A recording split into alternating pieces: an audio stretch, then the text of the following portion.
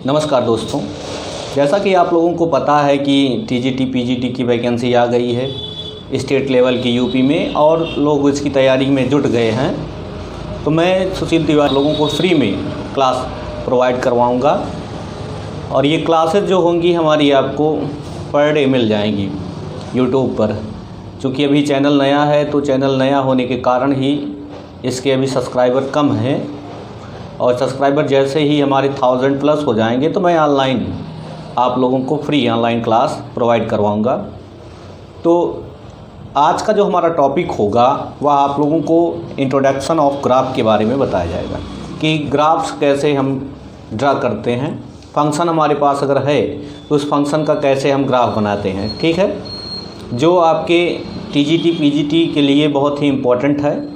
और बिना ग्राफ के तो जहाँ तक मैथमेटिक्स में मैं सोचता हूँ कोई भी फंक्शन आप डिफाइन ही नहीं कर सकते अच्छे से, चाहे डोमेन हो रेंज हो, ग्राफ बनाते ही उसकी वैल्यू हमें डिफाइन हो जाती है, पता चल जाता है बहुत ही सिंपल तरीके से।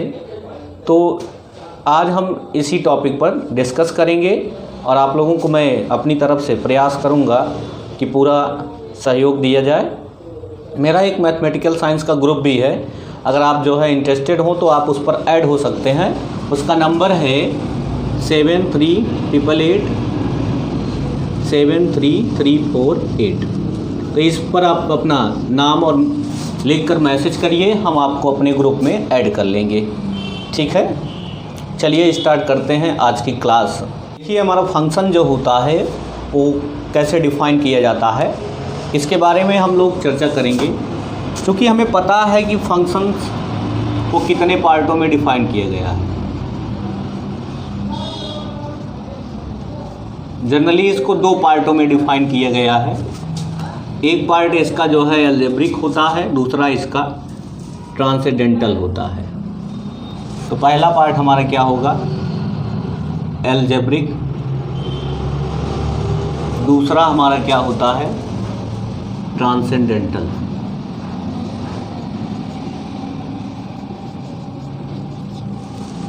अलजेब्रिक में हमारे जो है पॉलिनॉमियल आते हैं,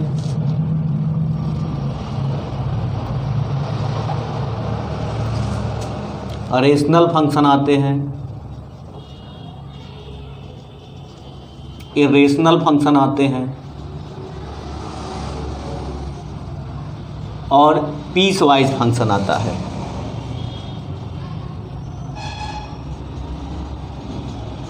इस पीस वाइज फंक्शन को भी कई पार्टों में डिफाइन किया गया है। 5 पार्टों में इसको डिफाइन किया गया है, जिसमें से पहला आपका मॉडुलस होता है, दूसरा आपका सिग्नम फंक्शन है, तीसरा आपका ग्रेटेस्ट इंटीजर फंक्शन है,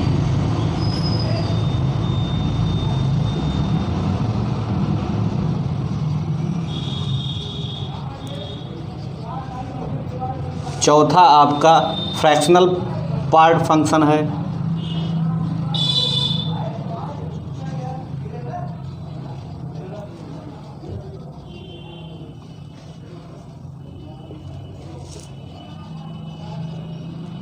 और लास्ट आपका जो है लीस्ट इंटीजर फंक्शन है।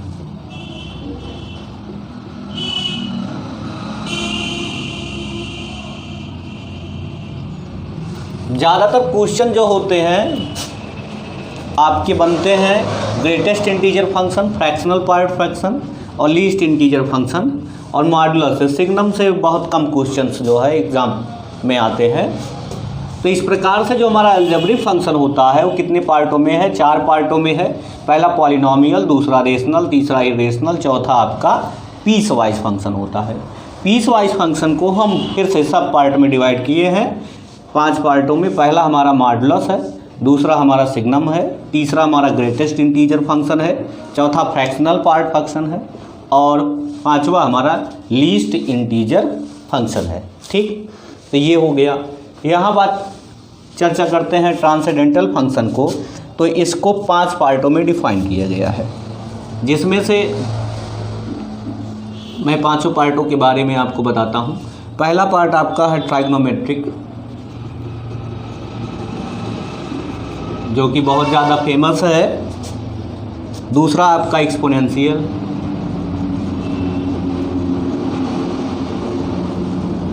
तीसरा आपका लॉगरिथमिक इनवर्स ऑफ एक्सपोनेंशियल इसे बोलते हैं।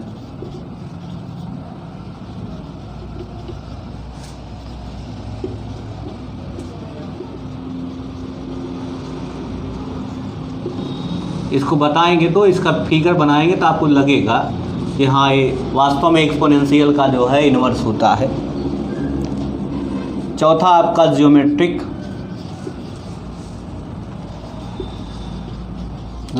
फंक्शन या ज्योमेट्रिकल फंक्शन या कह दीजिए या ज्योमेट्रिकल कर्व कह दीजिए, वैसे कर्व्स के रूप में ही इसको ज़्यादा डिफाइन किया गया है। और लास्ट आपका इनवर्स ट्राइग्नोमेट्रिक कर्व्स है।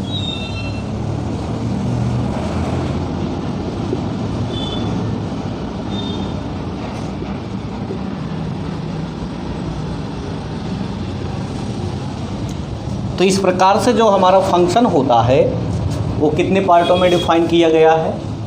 2 पार्टों में डिफाइन किया गया है। फर्स्ट पार्ट आपका अलजेब्रिक होता है, दूसरा आपका ट्रांसेंडेंटल फंक्शन होता है। अलजेब्रिक फंक्शन को 4 पार्टों में डिफाइन किया गया है, polynomial, rational, irrational, piecewise. Piecewise function को जो है 5 पार्टों में डिफाइन किया गया है, मॉडुलस है, सिग्नम है, ग्रेटेस्ट इंटीजर फंक्शन है, फ्रैक्शनल पार्ट फ्रैक्शन है और लीस्ट इंटीजर फंक्शन है। ठीक, इसके बाद हम ट्रांसेंडेंटल फंक्शन के बारे में देखते हैं। तो ट्रांसेंडेंटल फंक्शन को जो है 5 पार्टों में डिफाइन किया गया है। First part trigonometric function, second exponential, third logarithmic और इनवर्स ऑफ एक्सपोनेंशियल, फोर्थ आपका ज्योमेट्रिकल कर्व्स और फिफ्थ आपका है इनवर्स ट्राइग्नोमेट्रिक कर्व्स। तो ये इसके पार्ट हैं। ठीक, अब आइए देखते हैं पहले पार्ट को, पॉलिनोमियल फंक्शन के बारे में देखते हैं। ठीक है, देखिए अलजेब्रिक फंक्शन में मैंने आपको बताया था पहला हमारा पॉलिनोमियल फंक्शन होता है। तो हमारा जो अलजेब्रिक फंक्शन है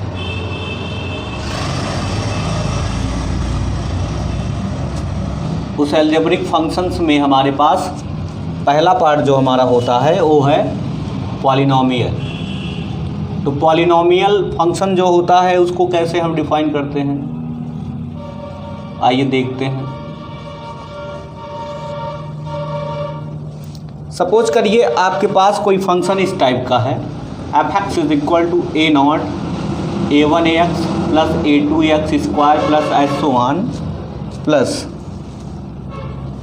an x raise to power n, where यहाँ पर n जो होगा बिलोंग करेगा सेट ऑफ नेचुरल नंबर और ये जो आपके कांस्टेंट्स हैं a0 a1 a2 ये सारे बिलोंग करेंगे रियल नंबर से।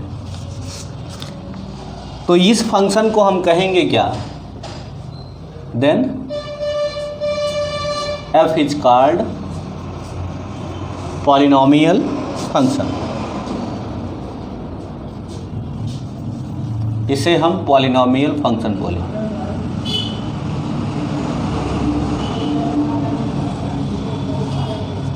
ठीक, इसका मतलब हुआ कि f is also called polynomial in x। x को अगर हम डिफाइन करेंगे f(x) क्या हो गया, f(x) is also called polynomial of x। क्यों? क्योंकि यहाँ पर x हमारे वेरिएबल के फॉर्म में है। ठीक, अगर हमारी पावर यानी कि वैल्यू चाहे इंटीजर हो जाए, नेगेटिव इंटीजर जैसे माइनस हो जाए या रूट में आ जाए या कोई और वैल्यू शो करने लगी, तो ऐसी कंडीशन में ये हमारा पॉलिनोमियल फंक्शन नहीं होगा। इसे तो आप ध्यान में रखिएगा कि पावर हमारा जो होगा वो नेचुरल नंबर ही होना चाहिए। ठीक, ये पावर है। यहाँ पर ये जो हमारी वैल्यू x के साथ है यहाँ 0 भी इंक्लूड कर लिया जाए, ये जो होगा यहाँ पर x की पावर क्या है, 0 है। तो यहाँ पर ये x की पावर जो है 0 है। n की वैल्यू नेचुरल नंबर कहने का मतलब यही है कि यहाँ पर 0 भी इंक्लूड होगा, विथ 0 यहाँ कर दें।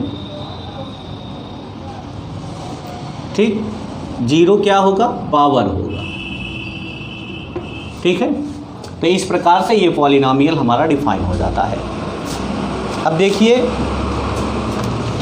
जब हमारा पॉलिनॉमियल बनता है तो इस पॉलिनॉमियल में कुछ और भी डिफाइन किए जाते हैं वैल्यू। जैसे आपका जो फंक्शन होगा उसमें क्या होगा, कुछ बेसिक पॉलिनॉमियल फंक्शंस हमारे पास आते हैं, जैसे f(x) is equal to x क्या ग्राफ बनेगा। अगर ऐसी वैल्यू हमें डिफाइन की गई हो तो कैसे उसे हम दिखाते हैं, आइए देखते हैं इससे रिलेटेड वैल्यू कैसे हम डिफाइन करते हैं। तो पॉलिनॉमियल में हमारा जो होता है कुछ बेसिक ग्राफ इसके देखते हैं, सम बेसिक।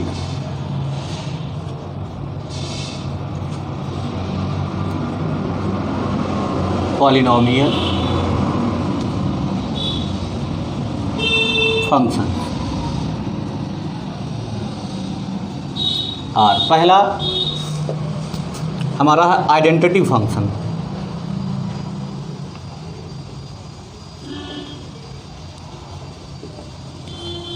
और इसी का हम ग्राफ भी इसी समय ड्रा कर देंगे, graph of f(x) is equal to x। देखिए, अगर आपके पास f(x) is equal to x दिया है, for all x belongs to set of real number, इसे हम आइडेंटिटी फंक्शन कहेंगे। इसका मतलब हुआ y is equal to x। तो y is equal to x हो गया। अब इसमें आप देखिए, आपको y is equal to mx plus c पता होगा। तो m क्या होता है, tan थीटा होता है। तो tan थीटा की वैल्यू यहाँ देखिए, इसके साथ कांस्टेंट क्या लगा है, tan theta is equal to 1। ये tan 45 डिग्री को रिप्रेजेंट करता है। तो थीटा की वैल्यू यहाँ पर क्या निकल जाएगी, 45 डिग्री, ठीक। और यहाँ पर c की वैल्यू 0 है। तो इसका ग्राफ कैसे हम ड्रा करेंगे, ऐसे, ये आपका x एक्सिस हो जाएगा, ये आपका y एक्सिस हो जाएगा, ठीक। अब देखिए, अगर आप जो है 0 0 ले लेते हैं तो यहाँ 0 0 है, ये ओरिजिन है। x की वैल्यू अगर आपने 1 लिया तो y की वैल्यू भी 1 आ गई। सपोज करो यहाँ इन दोनों को आप ऐसे बढ़ाइए तो देखोगे ये जिस पॉइंट पे मिलेंगे, अगर x इज इक्वल टू -1 ले लेते हैं तो y भी हमारा -1 आ जाएगा। तो इन दोनों को अगर हम बढ़ाएंगे तो यहाँ मिल के, इसे अगर आप ऐसे मिला दीजिए तो ये जो हमारा ग्राफ बनेगा ये किसको रिप्रेजेंट करेगा, y is equal to x को रिप्रेजेंट करेगा, जो हमारे आइडेंटिटी फंक्शन को रिप्रेजेंट करेगा। आइडेंटिटी फंक्शन का मतलब क्या होगा, कहने का मतलब जो वैल्यू हम रख रहे हैं वही हमारा इमेज आ रहा है, जो भी हमारी डोमेन है उसी के रेस्पेक्ट में वही हमारा रेंज भी प्रोवाइड करवा रहा है। जैसे यहाँ देखो, अभी आपने 1 रखा तो y की वैल्यू 1 हो गई, आइडेंटिटी है। अगर आप यहाँ -1 रखते हो तो y की वैल्यू भी -1 है। यहाँ पर -2 रखोगे या +2 रखोगे तो y की भी वैल्यू वही आती रहेगी। अगर मैं इसे इस प्रकार से डिफाइन करूँ, ऐसे, यहाँ देखिए ऐसे डिफाइन करते हैं, y is equal to x आपका दिया है, आपने x की वैल्यू 1 रखा तो y 1, x की वैल्यू 2 रखे तो यहाँ पर 2, x की वैल्यू -1 रखे तो y की वैल्यू -1, x की वैल्यू -2 रखेंगे तो y की वैल्यू -2। तो ये देखिए सेम वैल्यू दे रहा है, इसीलिए इसे हम आइडेंटिटी कहते हैं। तो ये हमारा आइडेंटिटी फंक्शन बन जाता है और इसका ग्राफ इस टाइप का हो जाता है, ठीक। आइए देखते हैं next, graph of f(x) is equal to x square का। f(x) is equal to x square, आपको पता है कि अगर x स्क्वायर के टर्म में वैल्यू दी गई है तो आपको पैराबोला पढ़ाया गया होगा। तो पैराबोला का स्ट्रक्चर ड्रा होता है, कैसे होता है आइए देखते हैं इसे। हम ग्राफ से ही सारी वैल्यू आपकी डिफाइन करेंगे। Graph of f(x) is equal to x square, तो इसे हम स्क्वायर फंक्शन भी कह सकते हैं। और यहाँ पर अगर मैं डोमेन की बात करूँगा तो इसका डोमेन R हो जाएगा और इसकी रेंज जो बनेगी, रेंज आपका R+2 विद जीरो के साथ जो होगा बन जाएगा। या इसे हम ऐसे भी कर सकते हैं, जीरो और टू इन्फिनिटी। तो ये इसकी रेंज की वैल्यू को डिफाइन करेगा। तो ये हमारा सिमेट्रिकल अबाउट एक्स एक्सिस होता है। कैसा होता है?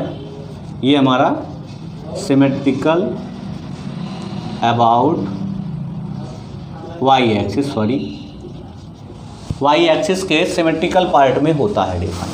कैसे होता है देखिए, आपके पास F x equal to x square है। आप ऐसे देख लीजिए, पहले इसे मैं थोड़ा सा आपको आइडिया दे देता हूँ, आप क्वेश्चन लगाने में जो है दिक्कत नहीं खाएंगे। ए एक्स की वैल्यू और f x equal to x square की वैल्यू। सपोज करिए मैंने एक्स की वैल्यू 1 रखा, तो यहाँ एक्स स्क्वायर 1। एक्स की वैल्यू अगर हम जो है प्लस माइनस 1 रखेंगे तो हमारी तब भी वैल्यू 1 ही आएगी। अगर हम एक्स की वैल्यू प्लस माइनस 2 रखेंगे तो हमारी वैल्यू क्या आएगी? 4 आएगी। ठीक, अगर हम एक्स की वैल्यू प्लस माइनस 3 रखेंगे तो 9 आएगा। अगर हम प्लस माइनस 4 रखेंगे तो 16 आएगा। ठीक है, तो इस प्रकार से ये वैल्यू हमारी डिफाइन हो रही है। इसे हम ग्राफ पे देखते हैं कैसे बनता है। देखिए ये एक्स एक्सिस है, एक्स ओ एक्स डैश, और ये आपका वाई ओ वाई डैश है। ठीक, अब देखो एक्स की वैल्यू हमने 1 लिया, -1 लिया, +1 और -1, तो हमारे y की वैल्यू क्या आ रही है? 1 ही आ रही है। ये सपोज करिए यहाँ पर, तो यहाँ पर अगर आप ऐसे ड्रा करो और इसको इससे मैच करवाओ तो ये यहाँ मिलता है ये। तो इन दोनों पॉइंट्स को ऑरिजिन अगर आप 0 0 रखोगे तो 0 0 तो सेटिस्फाई करेगा ही। इसी में हम 0 0 अगर रखेंगे तो x 0 तो y 0 हो जाएगा। तो यहाँ पर ये 0 0 से आ रहा है, तो यहाँ इसको ऐसे मिलाओ, बन गया। अगर हमने 2 रखा तो x अगर आपका 2 हो गया, इधर -2 ले लेते हैं, तो y कितना आ रहा है? 4। तो यहाँ 1 है, यहाँ 2 है, यहाँ 3 है, यहाँ 4 है सपोज करिए। तो y दोनों कंडीशन में प्लस आ रहा है, तो इसको ऐसे अगर आप मिला दो, इसको ऐसे, तो इन दोनों पॉइंट्स को अगर आप मिलाओगे तो ये सपोज करो 4 यहाँ आ गया, तो ये पॉइंट्स हमें मिलते हैं। इन दोनों पॉइंट्स को अगर आप ऐसे मिला दीजिए, ऐसे मिला दीजिए, तो ये किसको रिप्रेजेंट कर रहा है? तो इस प्रकार का आपका देखिए ग्राफ बन गया। ठीक, तो इस ग्राफ को देखने के बाद अब आप क्या अनुमान लगा सकते हो? इसकी डोमेन क्या होगी, रेंज क्या होगी, आप डिफाइन कर सकते हो। डोमेन जो होगा वो एक्स एक्सिस को रिप्रेजेंट करेगा और रेंज जो होगा वो वाई एक्सिस को रिप्रेजेंट करेगा। ठीक है, अब डोमेन जब एक्स एक्सिस को रिप्रेजेंट कर रहा है तो एक्स एक्सिस में देखिए हम किस तरफ जा रहे हैं। तो यहाँ पर 0 से प्लस में भी जा रहे हैं, माइनस में भी जा रहे हैं। तो जब हम 0 से प्लस में भी जा रहे हैं, माइनस में भी जा रहे हैं, इसका मतलब क्या हुआ?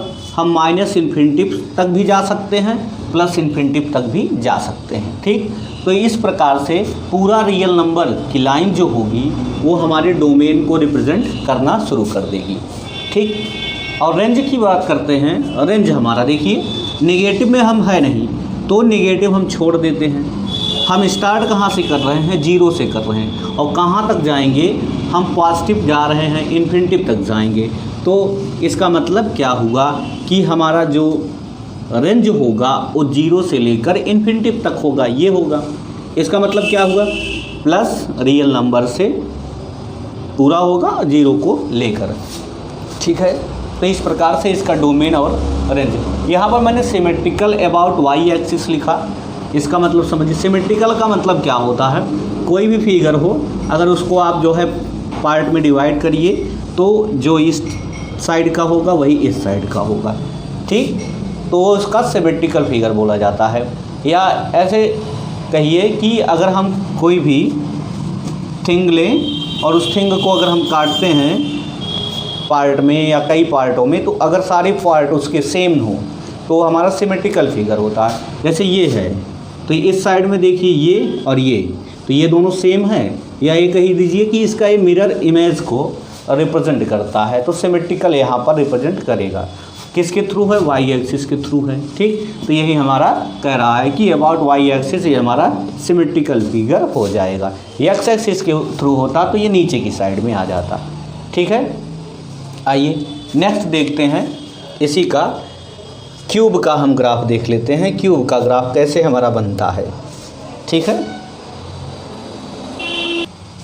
देखिए क्यूब का ग्राफ। अभी हमने स्क्वायर का बताया हुआ है, हमारा इवन फंक्शन होता है, जो सिमेट्रिकल होगा वो इवन फंक्शन होता है।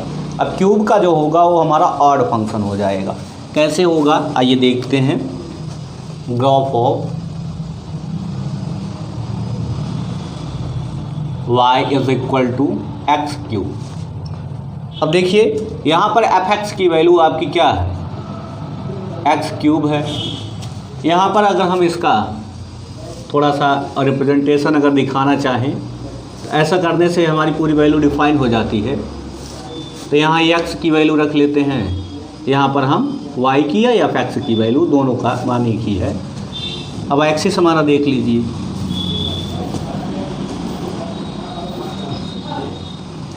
y एक्सिस है, x एक्सिस है। यहाँ अगर हम 0 रखते हैं x की तो y की वैल्यू भी 0 हो जाएगी। अगर हम x की वैल्यू 1 रखते हैं तो y की वैल्यू भी 1 आ जाएगी। अगर हम x की वैल्यू -1 रखते हैं तो y की वैल्यू भी -1 आ जाती है। अगर हम x की वैल्यू 2 रखते हैं तो y की वैल्यू हमारी 8 आ जाती है। अगर हम x की वैल्यू -2 रखते हैं तो y की वैल्यू -8 आ जाती है। अगर हम x की वैल्यू 3 रखते हैं तो y की वैल्यू 27 आ जाती है। ऐसे ही आता रहेगा, ज़्यादा हमें नहीं देखना है, 2-3 पॉइंट तक ही हम निकालते हैं, उसके बाद हम ग्राफ अपना बना लेते हैं। अब देखिए 0 0 का मतलब है कि ये हमारा ओरिजिन से होकर जाएगा। ठीक, तो ओरिजिन से होकर जा रहा है। अब ग्राफ 0 0 है, 1 1 है, x पर 1 तो y पर 1, इन दोनों का पॉइंट मिला देते हैं। अगर ये 1 है ये 1 है तो मिला दीजिए, देखिए ये पॉइंट मिला। -1 पे आ जाइए, -1 -1 इन दोनों को मिला दीजिए तो यहाँ मिल गया, इनको आपस में मिला दीजिए। ठीक, अब हमने 2 लिया, तो जब हम 2 लेते हैं तो x पर हमने 2 लिया। ठीक, तो y पर हमारा कितना आ गया? सपोज करिए यहाँ पर 8 आ जाएगा, तो 8 आएगा तो इसको अगर हमने मिला दिया ऐसे तो ये हमारा ग्राफ ऐसे मिल जाएगा। ठीक, बेंड हो जाएगा ग्राफ। ठीक है, यहाँ पर आ जाइए, -2 लेते हैं तो यहाँ पर सपोज करिए -8 यहाँ पर आएगा, तो इसको अगर हम मिला देंगे तो ये हमारा ग्राफ ऐसे बेंड हो जाएगा। ठीक, तो इस प्रकार से ये ग्राफ हमारा देखिए बन गया। ये ग्राफ किसको रिप्रेजेंट कर रहा है? तो इस टाइप का जो हमारा ग्राफ बना है ये सिमेट्रिकल है किसके थ्रू है? यहाँ पर और एक चीज़ जानिए, ये हमारा किस टाइप का फंक्शन है? इवन फंक्शन है कि ऑड फंक्शन है? देखिए अपोजिट क्वाड्रेंट में वैल्यूज आ रही हैं तो ये हमारा ऑड फंक्शन को रिप्रेजेंट करेगा। ठीक है, इसका डोमेन क्या होगा, रेंज क्या होगा, दोनों के बारे में चर्चा कर लेते हैं। देखिए x की वैल्यू रखते जाइए तो y की वैल्यू भी निकलती चली जा रही है, तो डोमेन हमारा पूरा रियल नंबर हो गया, रेंज में भी पूरा हमारा रियल नंबर ही आ जाएगा। ठीक है, तो इस प्रकार से इसका डोमेन और रेंज दोनों का दोनों क्या हो जाएगा? हमारा रियल नंबर हो जाएगा। ठीक है, तो डोमेन क्या होगा? Real number. रेंज क्या होगा? देखिए फिगर बनाने से वैल्यू आसानी से कंफर्म हो जाती है। अब कहीं पर भी एक्स एक्सिस पर जाइए, उसके रेस्पेक्ट में आपको ग्राफ मिल जाएगा, वाई एक्सिस पर भी मिल जाता है। तो इस प्रकार से क्लियर हो जाता है कि हमारा जो फंक्शन होगा वो डोमेन आर को रिप्रेजेंट करेगा और रेंज भी आर को। चूँकि यह फंक्शन आपका जो है ऑड फंक्शन डिफाइन हो गया, ये हमारा फंक्शन कैसा फंक्शन हो गया? ऑड फंक्शन हो जाता है।